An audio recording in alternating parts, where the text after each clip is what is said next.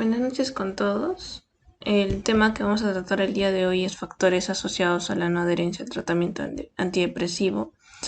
Me presento, soy la ponente Claudia Alexandra Gutarra Robles. Soy médico residente de segundo año de psiquiatría. Y bueno, para empezar, hay que tener en cuenta primero los objetivos, donde lo primero es identificar los factores que intervienen en la no adherencia en el tratamiento antidepresivo. Segundo, determinar qué escala puede utilizarse para evaluar la adherencia al tratamiento antidepresivo. Y como tercer objetivo tenemos diferenciar entre lo que son las barreras y los facilitadores de la adherencia al tratamiento antidepresivo. El desarrollo de la capacitación se va a dar en 6 partes. Lo primero vamos a ver la definición entre la adherencia y la no adherencia. Segundo, vamos a dar una pequeña introducción. Tercero, vamos a ver las escalas que se puedan utilizar en la adherencia al tratamiento antidepresivo. Cuarto, vamos a ver un estudio longitudinal sobre la adherencia terapéutica en pacientes con el diagnóstico de depresión. Y quinto, vamos a ver lo que son las barreras y facilitadores. Y por último, la bibliografía que se ha utilizado para esta capacitación. Entonces, lo primero, para diferenciar entre lo que es la adherencia y la no adherencia, hay que tener en cuenta que la adherencia al tratamiento es la habilidad que va a tener el paciente para poder enganchar, participar y respetar los acuerdos de las recomendaciones del tratamiento farmacológico que se coestablece por el profesional de salud. Para tener en cuenta que haya una buena adherencia, esta debe tener una tasa entre el 75 y 80%, mientras que esta no adherencia va a ser todo lo contrario, ¿no? Cuando el paciente no respeta las recomendaciones del tratamiento farmacológico que se ha coestablecido con el profesional de salud. Se ha visto que la no adherencia es un fenómeno multifactorial. Como podemos observar aquí en la parte derecha, van a existir diferentes factores que intervienen en esta no adherencia. Por ejemplo, los factores propios del paciente, donde tenemos los sociodemográficos, las creencias sobre la enfermedad, la medicación, la conciencia de enfermedad, los factores relacionados a la medicación, ya sea la posología, los efectos adversos, la relación médico-paciente, que es nosotros lo que llamamos la verdadera alianza terapéutica, la atención médica y también los factores económicos, ¿no? Donde intervienen lo que son los costos de la medicación. En cuanto a lo que es ya la introducción, bueno, se ha estimado, ¿no?, que en los casos de pacientes que tienen el diagnóstico de trastorno depresivo, se ha visto que en el primer mes un 50% de los casos estos pacientes van a interrumpir el tratamiento, mientras que en un seguimiento en los 3 primeros meses un 68% ya va a dejar también el tratamiento. Es por eso la importancia de identificar estos factores que intervienen en la adherencia para evitar lo que es la recaída y la recurrencia de este trastorno, y para lo cual nos podemos apoyar de escalas, ¿no?, que nos pueden ayudar a evaluar la adherencia autoinformada sobre la medicación antidepresiva, donde una de ellas, la más utilizada, es la escala de Morisky. Como puedes observar, la escala de Morisky tiene 4 ítems, donde va a incluir preguntas, donde el paciente si se olvidó de tomar la medicación o si fue descuidado con los medicamentos, si dejó de tomar los medicamentos cuando en ocasiones se sentía mejor o dejó de tomar los medicamentos cuando se sentía peor. Entonces, esta escala permite clasificar a los pacientes en adherentes y no adherentes, ¿no? Y se va a ver que estos pacientes son no adherentes cuando los pacientes responden sí al menos a uno de los 4 ítems, mientras que la alta adherencia se va a definir cuando la respuesta sea no a todas las preguntas, ¿no? y se ha visto que esta escala tiene una validez, una buena validez concurrente. Luego podemos observar que existen otras escalas, ¿no? Que podemos utilizar, por ejemplo, el cuestionario de creencias sobre medicamentos, la escala de actitud hacia la concordancia del ITS, la lista de verificación de efectos secundarios de los antidepresivos, entre otros. Por ejemplo, por evaluar la depresión tenemos el inventario de depresión de Beck, en la cual nos podemos apoyar para evaluar, ¿no?, cómo va en el caso de este paciente la evolución del trastorno depresivo mayor. Entre otras escalas tenemos el inventario de actitudes hacia la medicación, el cual es una escala de autoinforme que está desarrollada, ¿no?, para poder medir las respuestas subjetivas y la actitud del paciente psiquiátrico hacia su tratamiento. Entonces, como podemos ver, tenía acá 10 ítems donde si el paciente marca verdadero es +1 y falso -1. Por lo tanto, vamos a tener, ¿no?, que el puntaje va a ir entre -10 a +10, donde una puntuación alta nos va a dar a entender que hay una respuesta subjetiva positiva hacia la medicación. En esta diapositiva podemos observar un estudio longitudinal sobre la adherencia terapéutica en pacientes depresivos que se realizó en atención primaria, en la cual, bueno, acá se han recogido los principales resultados, donde podemos ver que en la primera figura se observa la evolución de los porcentajes de adherencia a lo largo de los 6 meses de duración del estudio longitudinal, donde hubo un total de 72.4% de pacientes adherentes y un 27.6% de pacientes no adherentes. En el caso de la figura 2, bueno, acá se utilizó en la escala de Hamilton para la depresión a lo largo de 6 meses, donde podemos observar que los pacientes adherentes no tuvieron recaída, a diferencia de los pacientes no adherentes que tuvieron una recaída entre el segundo y cuarto mes. Y hubo una diferencia en que la mejora de los síntomas depresivos fue 2 meses antes en los pacientes adherentes en relación a los pacientes no adherentes. Y luego ya en lo que es acá la tabla 2 también aparecieron diferencias estadísticas significativas en lo que es en el Drug Attitude Inventory, instrumento, ¿no?, que se evalúa para ver el efecto percibido de la medicación.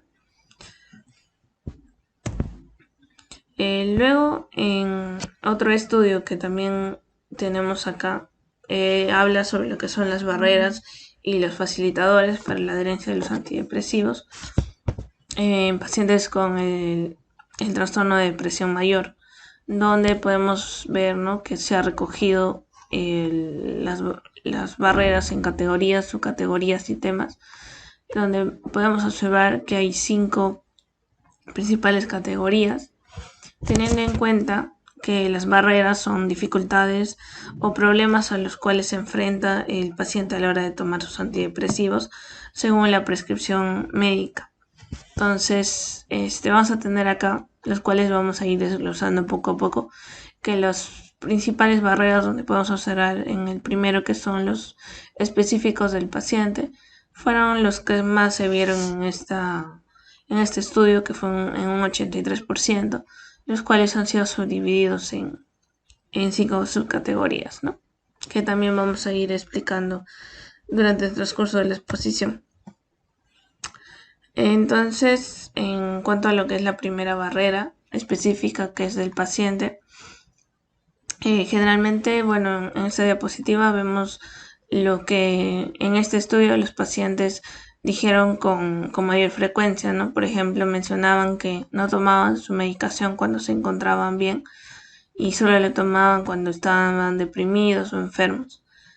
Asimismo, los pacientes piensan que los antidepresivos son agentes tóxicos, donde mencionaban, ¿no?, que si en caso tomaran la medicación, esto podría ocasionarles un daño renal. Entre otras de las causas eran porque estos pacientes también olvidaban lo que es la toma de la medicación, ya que se encontraban muy ocupados o simplemente olvidaban tomar la medicación. Entre otros, también tenían miedo en el caso de pacientes que consumían alcohol de mezclar, ¿no?, el antidepresivo con el alcohol. Y otros pacientes mencionaban que incluso no sabían el por qué estaban tomando, ¿no? Es decir, que había una falta de insight también en estos pacientes. En cuanto a lo que son las barreras específicas de los medicamentos, estas fueron destacadas en un 63% de los pacientes, donde hubo 4 temas principales: los efectos secundarios, la carga de píldoras, la duración del tratamiento y el costo del tratamiento. Es por eso que el paciente mencionaba, por ejemplo, los efectos adversos, donde generalmente los pacientes aquejaban de somnolencia. Luego también los pacientes que tienen múltiples comorbilidades también mencionaban que era muy difícil tomar tantos medicamentos y asimismo que también eran pacientes que no querían tomar los medicamentos a largo plazo. Era otro tipo de barrera. Luego vamos a tener lo que son la prestación y servicios de salud, donde acá se identificaron 6 temas principales en esta categoría, donde teníamos acá los prescriptores múltiples, los problemas de comunicación con los proveedores de atención médica, asimismo también el tiempo de espera en la clínica, las recargas frecuentes de medicamentos, las visitas frecuentes a la clínica y también la falta de suministros de medicamentos. Entonces los pacientes mencionaban que tendrían más confianza en un mismo médico. Es decir, que cuando veían a diferentes médicos se les hacía muy difícil seguir el tratamiento. Asimismo también mencionaban que no tomaban su píldora exactamente como la recetó el médico, ya que los pacientes tendían a cambiarse la dosis dependiendo de cómo ellos se sentían. Asimismo, mencionaban que tenían el problema por el tiempo de espera que tenían para poder atenderse, ya que demoraban varias horas. Y también, ¿no?, que la medicación no duraba lo suficiente hasta la próxima cita. Era otro de las barreras. Luego tenemos lo que son las barreras socioculturales, donde acá vamos a tener principalmente la falta de apoyo, el estigma y las barreras relacionadas con lo que es la religión o las creencias culturales, ¿no?, que fueron las principales, donde se vio principalmente, ¿no?, que los miembros de la familia no ayudan a los pacientes a tomar conciencia. Especialmente se vio que eran los cónyuges que disuaden, ¿no?, a los pacientes para continuar con su medicación. Por lo tanto, mencionaban que los familiares eran aquellos que no querían que tomen la medicación. Asimismo, por miedo, por el estigma, también no revelaban la enfermedad ya hacia sus amigos o familiares o personas allegadas al paciente. Y también pensaban, ¿no?, en suspender sus antidepresivos, ya que pensaban los pacientes que podían sanarse al rezar la Buda o leyendo libros. Luego, por último, tenemos las barreras logísticas, donde acá principalmente son problemas relacionados con inconvenientes que impedían que los pacientes cumplieran con sus antidepresivos. Y se incluyó, ¿no?, el acceso deficiente a los lugares de atención médica. Es por eso que los pacientes preferían que incluso la clínica esté cerca de su casa, ¿no?, para que puedan recoger la medicación. Bueno, en este estudio también hablaron de las barreras, de los facilitadores, en los cuales estas son todo lo contrario a las barreras, en las cuales se van a definir como situaciones o factores que van a ayudar a los pacientes a cumplir con sus antidepresivos según lo prescrito por el médico. En la categoría 1 vamos a tener los factores relacionados a la enfermedad, donde es muy importante el insight, ¿no?, del paciente. Tener en cuenta, por ejemplo, que es importante lo que es el deseo completo, ¿no?, la recuperación completa del paciente, que el mismo paciente tenga miedo a la recaída o una experiencia previa de recurrencia, y también, ¿no?, la conciencia de la necesidad de tomar antidepresivos. Luego también tenemos la categoría 2, ¿no? Que son los beneficios de salud percibidos, donde es muy importante, ¿no? Que el paciente tenga una creencia positiva sobre el antidepresivo y que los antidepresivos, ¿no? También van a ser efectivos para que se recuperen. La tercera categoría vamos a tener las actividades regulares, que son actividades que los pacientes pueden realizar regularmente para que los puedan ayudar, ¿no? A incorporar lo que es la toma de la medicación a sus actividades diarias. Por ejemplo, tomar la medicación con una merienda, ya sea desayuno, almuerzo, cena, que el paciente tenga una rutina diaria, es decir, que pueda dejar su medicación todos los días en su dormitorio, o ya sea en lo que es en la sala de comedor o en su bolso. Luego tenemos la cuarta categoría, que se refiere a la relación paciente-proveedor, en la cual, ¿no? Vamos a tener, ¿no? Que el paciente confía en los proveedores de atención médica. El miedo también, ¿no? Que el paciente puede tener a los proveedores de la atención médica, que estos fueran informados, ¿no? También un 70%. También es importante la quinta categoría, que se refiere a lo que son los recordatorios, ¿no? Donde al paciente le puede ayudar mucho la utilización de lo que son el uso de lo que son las cajitas de píldoras o pastilleros o recordatorios, que también pueden ser ayudados por lo que son los familiares, o también guardar la medicación a sitios visibles. Y por último tenemos lo que es las redes de apoyo social, donde se refiere, ¿no? A fuentes de influencia y aliento que pueden ayudar al paciente a adherirse a sus antidepresivos. Es decir, que el familiar o los miembros de la familia, o ya sean los trabajadores, los personal de trabajo que se encuentre con él, o amigos, puedan generar un soporte, ¿no? Al paciente, y también darle una responsabilidad a estos miembros de la familia para que puedan apoyar.